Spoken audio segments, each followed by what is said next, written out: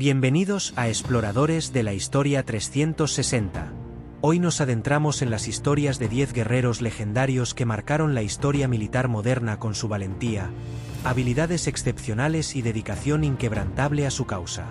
Estos soldados no solo destacaron por su destreza en el campo de batalla, sino también por la inspiración que dejaron en sus camaradas y en las generaciones futuras. Prepárense para conocer a estos héroes de carne y hueso, cuyas hazañas son tan impresionantes como inspiradoras.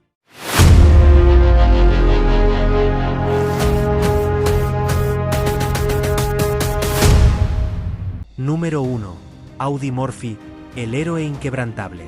Empezamos nuestra lista con Audie Murphy, uno de los soldados más condecorados de la Segunda Guerra Mundial. Este joven tejano, que comenzó su carrera militar como un simple soldado de infantería, rápidamente se destacó por su coraje desmedido y habilidades excepcionales en combate. Audie Murphy nació en 1925 en Kingston, Texas, en una familia muy pobre. Después de que su padre los abandonara y su madre falleciera cuando él tenía solo 16 años, Murphy quedó a cargo de sus hermanos menores. Motivado por el deseo de servir a su país y de escapar de la pobreza, intentó enlistarse en los marines y la armada, pero fue rechazado por su baja estatura y su complexión delgada. Sin embargo, el ejército de los Estados Unidos finalmente lo aceptó en 1942, marcando el inicio de una carrera militar que lo llevaría a convertirse en un héroe de guerra. Durante su servicio en Europa, Murphy demostró ser un soldado excepcional, participando en algunas de las batallas más intensas del frente occidental, incluyendo el aterrizaje en Anzio y la campaña italiana. A pesar de ser herido en varias ocasiones, continuó mostrando una valentía inquebrantable, liderando ataques y tomando decisiones cruciales bajo fuego. Su momento más legendario llegó en enero de 1945, cuando, a los 19 años, enfrentó a un numeroso grupo de soldados alemanes. Su unidad fue atacada por 6 tanques y oleadas de infantería alemanas, con lo que quedó reducida a una fuerza efectiva de 19 hombres de un total de 128. Murphy ordenó retirarse a los hombres restantes, mientras él disparaba contra los alemanes hasta que se quedó sin munición. Después subió él solo a un tanque incendiado y tomó su ametralladora calibre 50, para ahuyentar a la infantería alemana. Estando solo y expuesto al fuego alemán desde 3 lados, su fuego hizo retroceder a docenas de alemanes, incluyendo un equipo completo de infantería que se había arrastrado a una zanja a menos de 30 metros de su posición. Fue herido en la pierna, pero lo ignoró y prosiguió su lucha en solitario. Continuó la batalla durante casi una hora hasta que se agotó su munición. Herido en la pierna, caminó de regreso hasta donde estaba su compañía, y negándose a recibir atención médica, organizó a sus hombres restantes. Juntos, llevaron a cabo un rápido contraataque y expulsaron a los alemanes.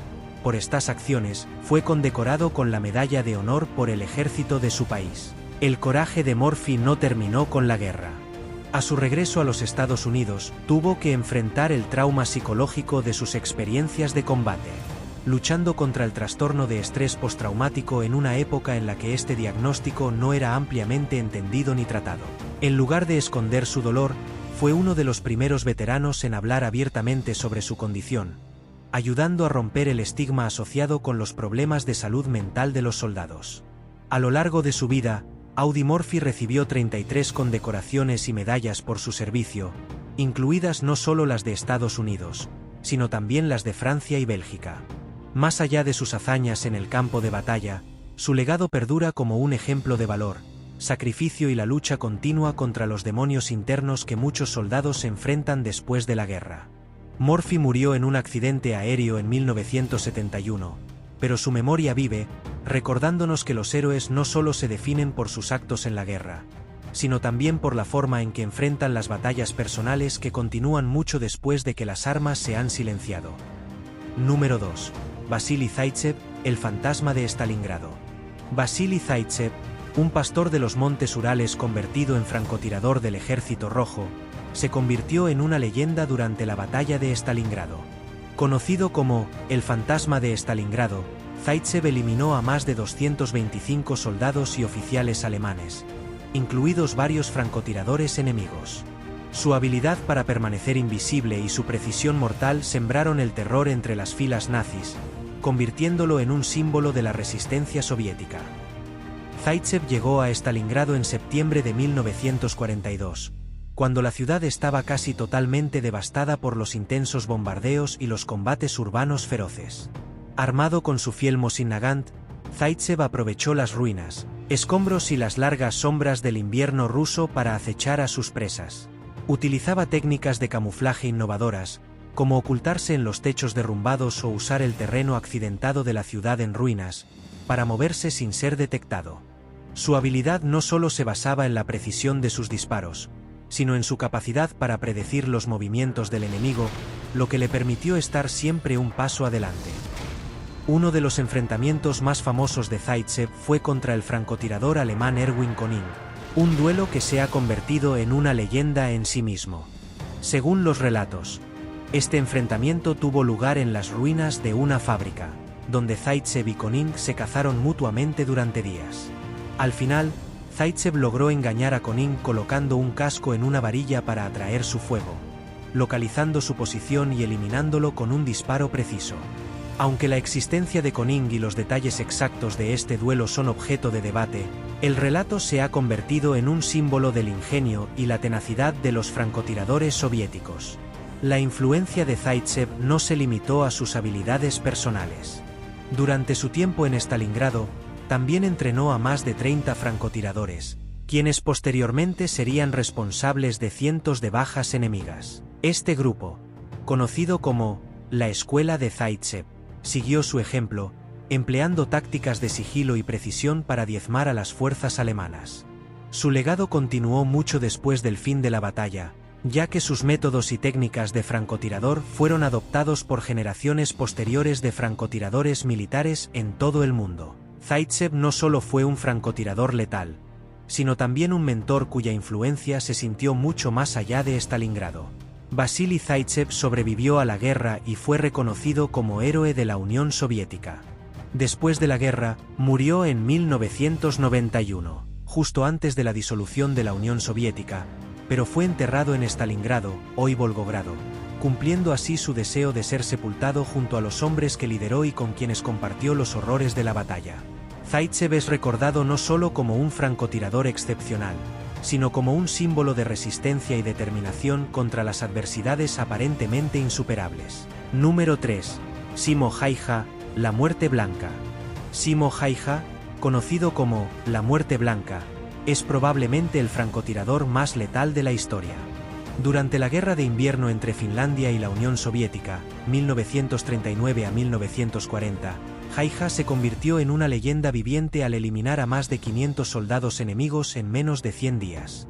A pesar de enfrentar condiciones extremas, con temperaturas de hasta menos 40 grados, Haija operaba con una precisión letal y una determinación inquebrantable, utilizando un rifle de cerrojo M2830, una variante finlandesa del Mosin Nagant. A diferencia de muchos francotiradores de la época, Haija optó por no usar miras telescópicas en su rifle. Prefería las miras abiertas para evitar el reflejo del sol en el lente, lo cual podría delatar su posición, y para mantener su postura lo más baja posible, lo que hacía más difícil que el enemigo lo detectara. Su vestimenta completamente blanca lo hacía prácticamente invisible en la nieve, y utilizaba tácticas de camuflaje avanzadas, cubriéndose de nieve y hielo para reducir el vapor que emanaba de su aliento. El impacto psicológico de Haija en las tropas soviéticas fue devastador.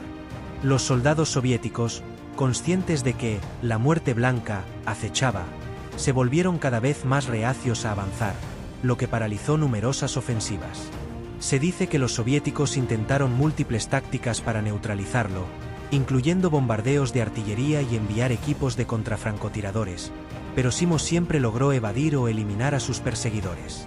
Su habilidad para pasar horas inmóvil, aguardando pacientemente el momento perfecto para disparar, convirtió los bosques nevados de Finlandia en un campo mortal para los soldados soviéticos.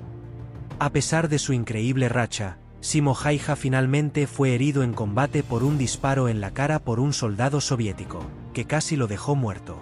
Sorprendentemente, Simo sobrevivió y después de un largo periodo de recuperación, se convirtió en un héroe nacional en Finlandia. Aunque su carrera como francotirador terminó, su legado perdura. Simo Häyhä es recordado no solo por sus asombrosas habilidades, sino por su dedicación y valentía en la defensa de su nación contra un enemigo mucho más grande. Número 4. Lyudmila Pavlichenko, la francotiradora letal. Lyudmila Pavlichenko, una estudiante de historia convertida en francotiradora del Ejército Rojo, se ganó el apodo de «La Dama de la Muerte» por sus 309 bajas confirmadas durante la Segunda Guerra Mundial. Fue una de las primeras mujeres francotiradoras en alcanzar fama internacional y su precisión y frialdad bajo presión la convirtieron en una heroína en la Unión Soviética. Su habilidad y su historia inspiraron a mujeres de todo el mundo a tomar las armas y defender sus patrias. Pavlichenko se unió al Ejército Rojo en 1941, al inicio de la invasión nazi a la Unión Soviética. A pesar de ser inicialmente rechazada debido a su género, demostró rápidamente su destreza con el rifle. Su arma preferida era un fusil de cerrojo Mosin Nagant, con el que realizó la mayoría de sus asesinatos confirmados. En menos de un año, se convirtió en la francotiradora más letal de todos los tiempos, participando en combates feroces como los de Odessa y Sebastopol, donde su reputación como francotiradora mortal se consolidó. A pesar de su juventud, Pavlichenko mostró una madurez y un liderazgo excepcionales. No solo se dedicó a eliminar al enemigo, sino que también entrenó a más de 100 nuevos francotiradores, transmitiendo su conocimiento y experiencia a la siguiente generación. Incluso bajo el constante fuego enemigo y las duras condiciones del frente oriental, mantuvo una frialdad impresionante, convirtiéndose en un símbolo de resistencia y tenacidad para el pueblo soviético. En 1942, después de ser herida por un mortero, Pavlichenko fue retirada del frente y enviada a los Estados Unidos como parte de una misión diplomática para ganar apoyo para la Unión Soviética. Tras la guerra, Lyudmila Pavlichenko regresó a la Unión Soviética como una heroína nacional. Aunque nunca volvió al frente de batalla, su legado perdura hasta el día de hoy. Su vida ha sido fuente de inspiración para múltiples películas, libros y estudios históricos que celebran su valentía y habilidad. Pavlichenko no solo redefinió el rol de las mujeres en la guerra, sino que también se convirtió en un símbolo de resistencia y determinación frente a la adversidad, consolidándose como una de las guerreras más legendarias de la historia militar moderna. Número 5. Chris Kyle fue un SEAL de la Marina de los Estados Unidos que se convirtió en una leyenda durante la guerra de Irak. Con 160 bajas confirmadas, Kyle es el francotirador más letal en la historia militar estadounidense. Su capacidad para operar en entornos hostiles y su enfoque implacable en proteger a sus compañeros lo convirtieron en una figura icónica, cuyas memorias se convirtieron en un bestseller y más tarde en una película de Hollywood. Nacido en Texas, Kyle se unió a los Navy SEALs en 1999 y fue desplegado en Irak en 4 ocasiones distintas. Durante sus misiones, Kyle participó en algunas de las batallas más intensas de la guerra, incluyendo la Segunda Batalla de Faluya y la Batalla de Ramadi. A menudo, su presencia en el campo de batalla se sentía como una ventaja táctica, ya que su precisión y habilidad para neutralizar amenazas desde largas distancias proporcionaban un nivel de seguridad crucial para sus compañeros en las calles y tejados de las ciudades iraquíes. Uno de los momentos más memorables de Kyle fue cuando realizó su disparo más largo registrado, alcanzando a un insurgente armado a 2100 metros de distancia. Este tiro no solo demostró su dominio técnico de la balística y la paciencia, sino también su capacidad para tomar decisiones rápidas bajo presión. Su habilidad para anticipar los movimientos del enemigo y su conocimiento profundo del terreno le permitieron llevar a cabo disparos que parecían imposibles, ganándose el respeto tanto de aliados como de enemigos. Sin embargo, la vida de Kyle no estuvo exenta de controversias y desafíos.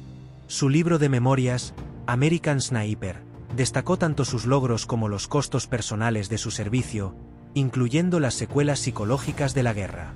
Después de retirarse del servicio activo, Kyle dedicó su vida a ayudar a veteranos que enfrentaban problemas similares, utilizando su experiencia para ofrecer apoyo y reintegración.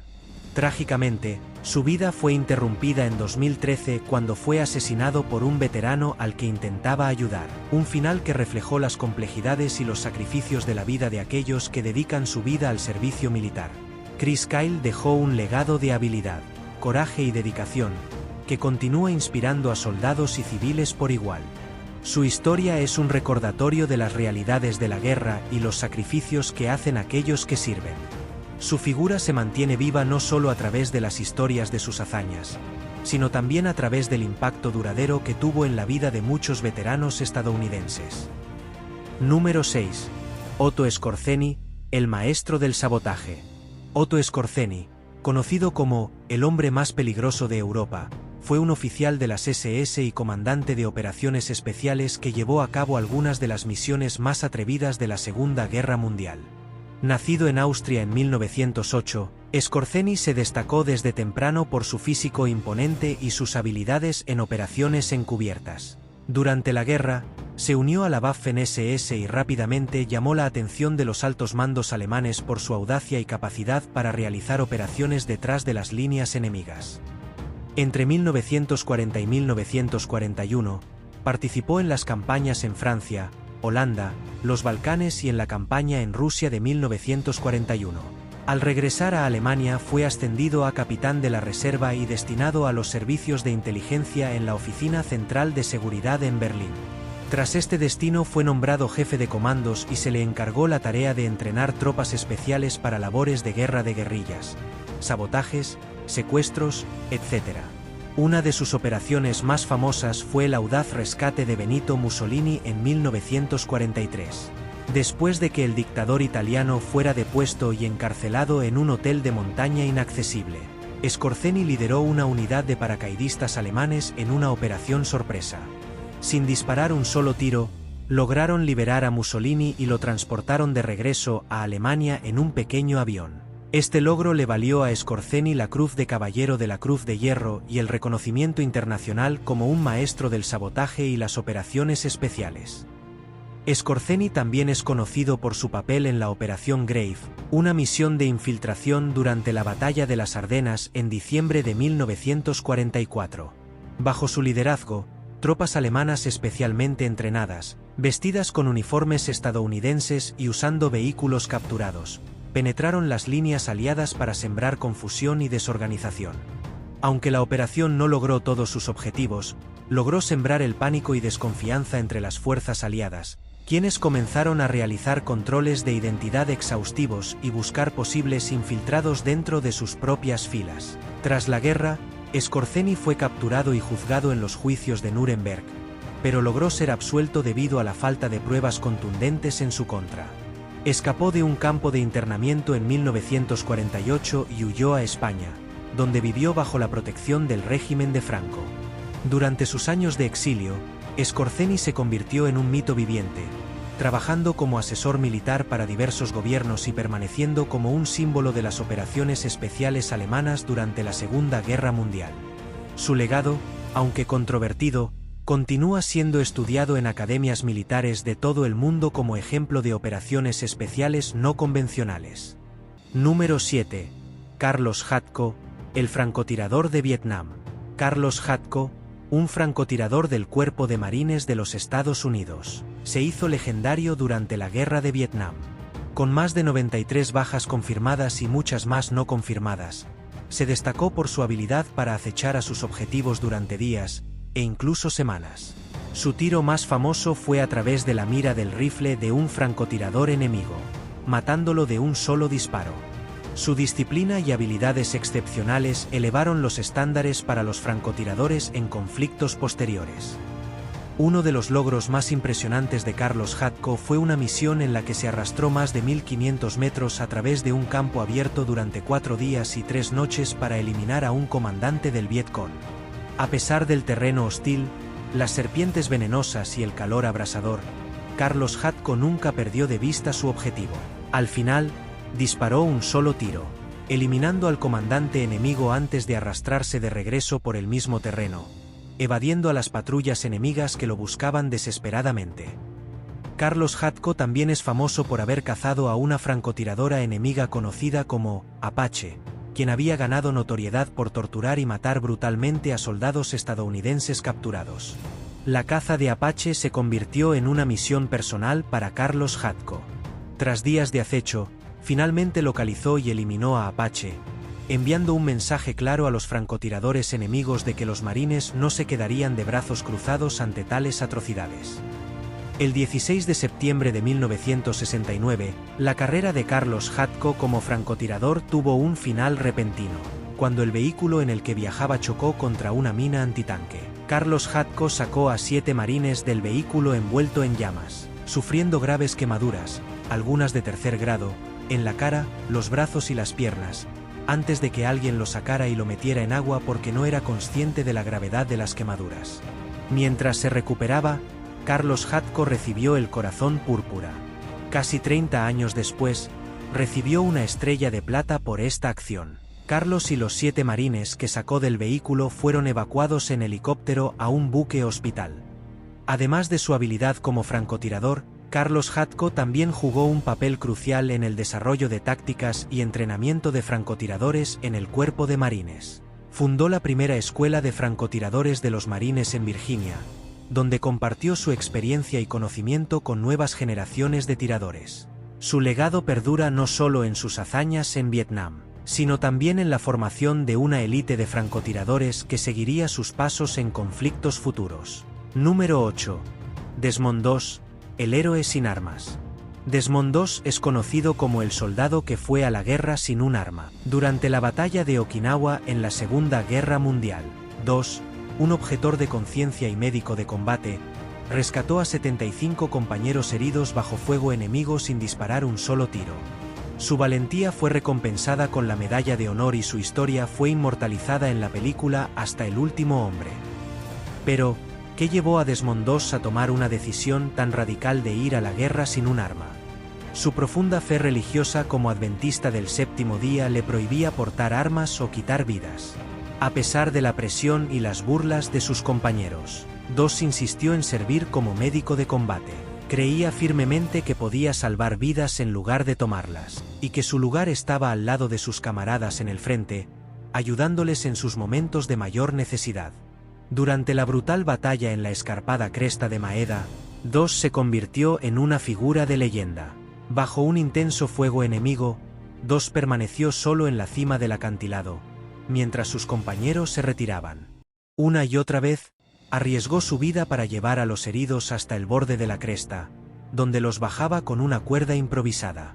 Cada vez que lograba salvar a un soldado, II pronunciaba una simple oración: «Señor, déjame salvar a uno más». El coraje de II no se limitó a un solo día. Continuó su labor heroica durante varios días, soportando no solo el peligro constante de las balas y los bombardeos, sino también las duras condiciones del terreno y la falta de suministros médicos. Fue herido por granadas, y sin embargo, siguió ayudando a otros, incluso cuando él mismo necesitaba asistencia. Su increíble resistencia física y mental dejó perplejos tanto a sus compañeros como a sus superiores. II fue finalmente evacuado del campo de batalla después de ser herido gravemente en la pierna por una granada.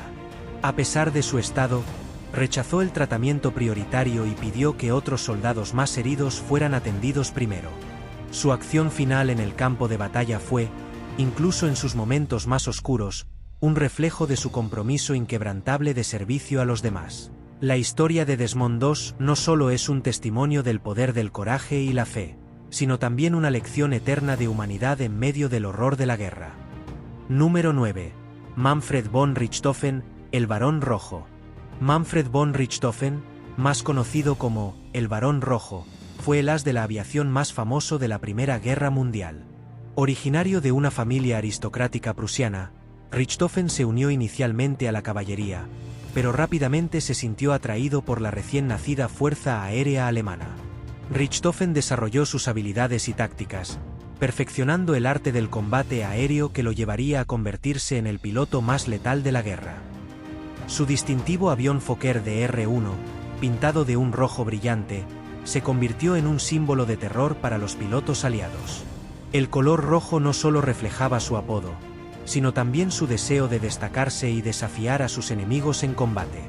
Richthofen no solo acumuló 80 victorias aéreas confirmadas, sino que también fue un líder formidable, comandando el famoso Hasta-11, una unidad de combate aéreo conocida por sus tácticas agresivas y altamente efectivas. La escuadra, bajo su mando, obtuvo un éxito sin precedentes, estableciendo al Barón Rojo como una leyenda viviente. A pesar de su reputación de asesino del cielo, Richthofen era respetado tanto por sus camaradas como por sus enemigos por su caballerosidad y respeto hacia sus adversarios. Nunca fue conocido por ser cruel o despiadado. De hecho, trataba a sus enemigos capturados con honor, y su enfoque en el combate aéreo siempre fue uno de respeto mutuo y valentía. Su enfoque táctico era simple pero efectivo: acercarse a su enemigo a una distancia mortal antes de abrir fuego, asegurando que sus ataques fueran rápidos y devastadores. El 21 de abril de 1918, a la edad de 25 años, Manfred von Richthofen fue derribado en combate cerca del río Somme, Francia. Aunque se han debatido las circunstancias exactas de su muerte, muchos creen que fue abatido por fuego antiaéreo aliado desde tierra. La muerte del Barón Rojo fue un golpe devastador para la moral alemana, y sus enemigos honraron a Richthofen con un funeral militar completo, reconociendo su habilidad y valentía en combate. Su legado perdura hasta el día de hoy, simbolizando la era dorada del combate aéreo y el espíritu de un caballero en los cielos. Número 10. Kurt Nispel. Kurt Nispel, uno de los más letales y célebres comandantes de tanques de la Segunda Guerra Mundial.